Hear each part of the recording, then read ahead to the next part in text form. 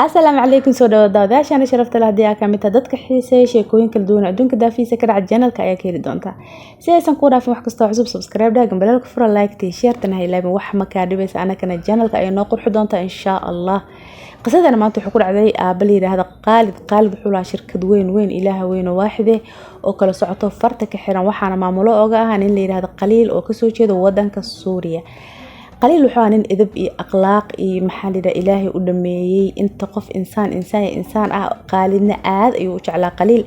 مال المحكمة ذا يحور قليل أو فكرايو قالد أيا وحور قليل أو فكرايو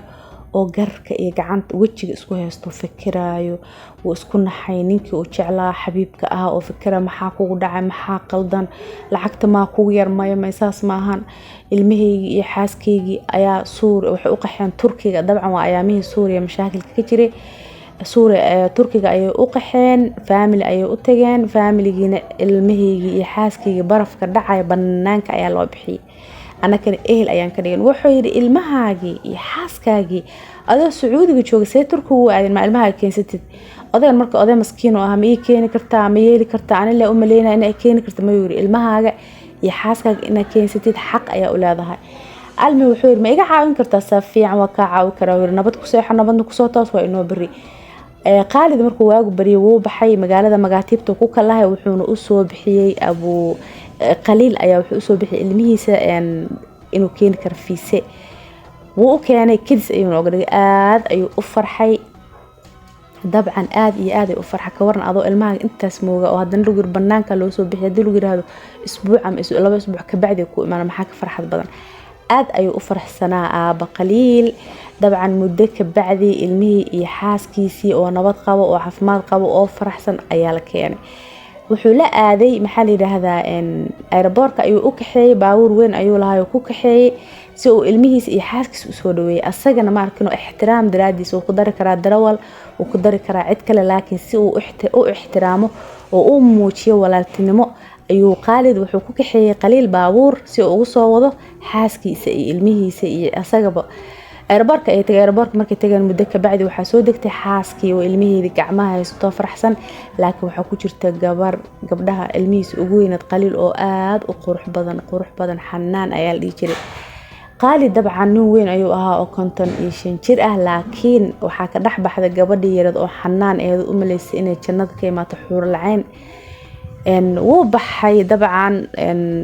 markuu gurigooda geeyay asagana uu ka tagay laakiin wuxuu tagay maqaayad wuxuuna u keenay cunto suusi madaala qaliil wuxuu yirmay walaalkii qaalid ma tagaysi waa inaan nala cuntays marka carabaha isku dhaqan maahan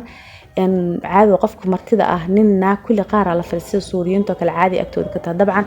way isla fariisteen way isla casheeyeen laakiin qaalid wuxuu isha ku haayay gabadhii yareed ayuu isha ku haayo malacsanay محل رأوا حنان إهد هذا مدة بعد وحوع عصده إن حنان لو جوريا أبو قالد وحنا كده البضع قليل سي أخلاق يتربيه كجرته وحنا الآن ما إذا قصبايو أنت صل عجن ديبا أنت صهنتين ديبا كان ديبا سي تربية أخلاق كجرته أيو أضل البضع المهم ولا سيء يعني حنان والوقع يكودر ويدي ده لكن هو إذا بيد حقوقا عيان إنه ما عرفتي إن حتى أيضا جنسيات قاعدة دونتو إن قامضان إيه وحان يكبح دونان wuu nasaacidaa laakiin nolosha nololka qurux badan ayaan gali doonaa hadaa ninkan milyaneerkan waa aroostay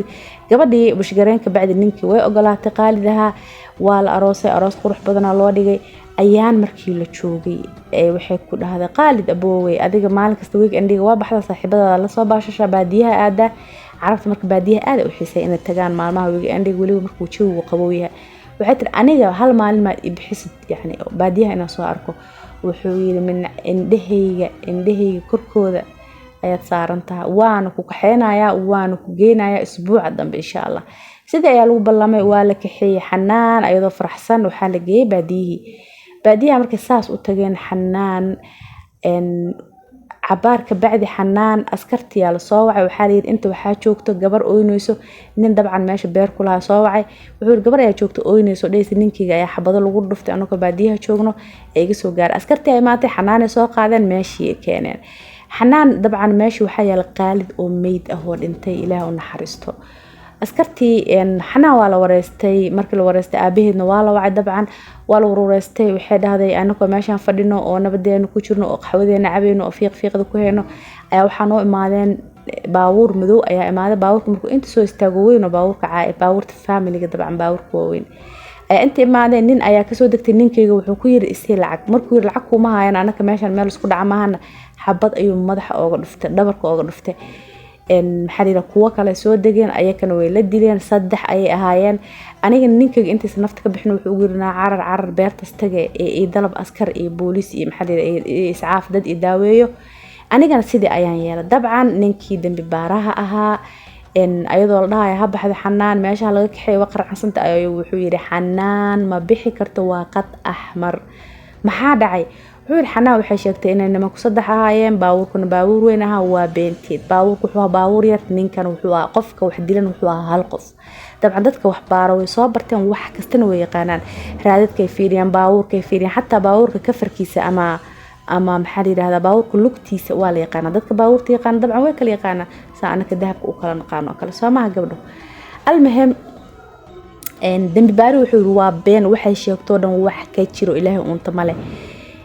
wuxuu ku cadeeyay inay baxriira xataa meesha ay tagto beerta ahayd waxa lagu geeyay baaburkeera oo ninkan markii la dilay meesha imaada ayaa qaaday wuxuu ku dajiyay meesha raadadkii oo dhan iyo wixii dhan dambi baari wuxuu waa beentid ayada way mujrimada hala qabto xanaan waa la qabtay markii la qabtay afkay furto waxay ninkan maribin waa lagu qasbay nin ayaan jeclaa ninkii aan jeclaa ana heshiinay saas ayaan lagu dilay qaalid balaa ku dhacay xanaane waa dhimato lagu dilay almuhim xanaan sidii ayaa maxkamadda loo geeyay